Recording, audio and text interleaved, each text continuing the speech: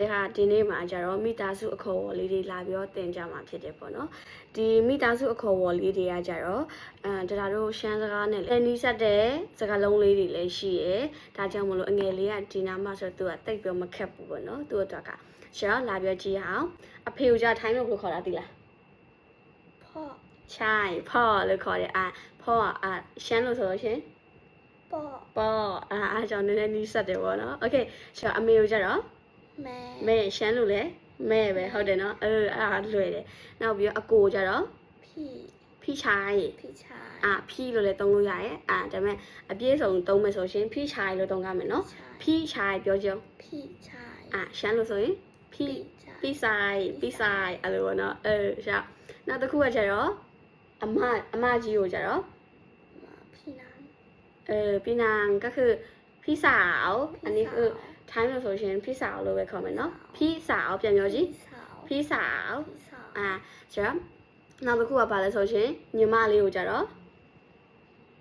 น้องสาวလို့ခေါ်တယ်น้องสาวโอเคเนาะကျတော့ညီလေးဆိုလို့ရှင်น้องชาย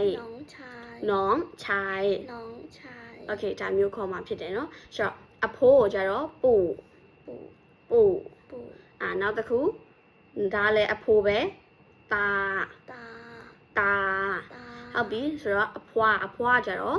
အဖေဖက်အမေဖက်လည်းရှိရဒါလည်းခုနလိုပဲပေါ့နော်ဆိုတော့ยายย่าဆိုတော့ဒါလေးတွေကိုဘယ်လိုသုံးကြလို့ရှင်ปู่ย่าตายายဆိုပြီးတော့သုံးကြရပေါ့နော်โอเคဆိုတော့နောက်ထပ်ဘာရှိသေးလဲဆိုရှင်အဖေရဲ့အကိုတွေအမေရဲ့အကိုတွေအမတွေကိုကြတော့ป้าဆိုတော့ဦးလေးဆိုလို့ရှင်ลุงလို့ခေါ်နော်မှတ်ထားမယ်နော်ကြမ်းမယ်နော်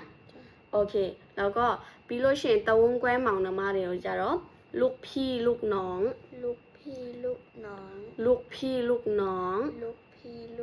ဒါကရှမ်းစကားနဲ့လည်းတူတယ်နော်ဟုတ်လားဆိုတော့နောက်ထပ်ရှိသေးတာကြတော့ဗာလဲဆိုရှင်အဖေအမေရဲ့ညီမတွေပေါ့နော်ဆိုတော့နာ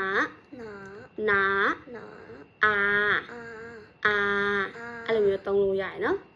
โอเคနော်ဆိုတော့ပြန်ပြီးပြောကြည့်မယ်ဘာရှိလဲအဖေကိုကြတော့พ่อအမေကိုကြတော့မဲအကိုဆိုလို့ရှင်พี่ชายအမဆိုရင်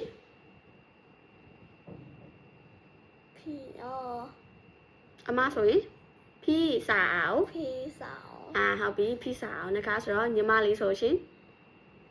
น้องสาวညီလေးဆိုလို့ရှင်น้องชายโอเคဟုတ်ပြီဒါဆိုရှင်အဖိုးနှစ်ဖက်စလုံးကိုကြတော့ปู่ตาเนาะဆိုတော့အဖွားကိုကြတော့ยายย่าตะวงကွဲမောင်နှမတွေကြတော့ลูกพี่ลูกน้องลูกพี่ลูกน้องလို့ခေါ်တယ်ပြီးတော့အဖေရဲ့ညီမတွေအမေရဲ့ညီမတွေကိုကြတော့နာရှာမယ်နော်โอเคနော်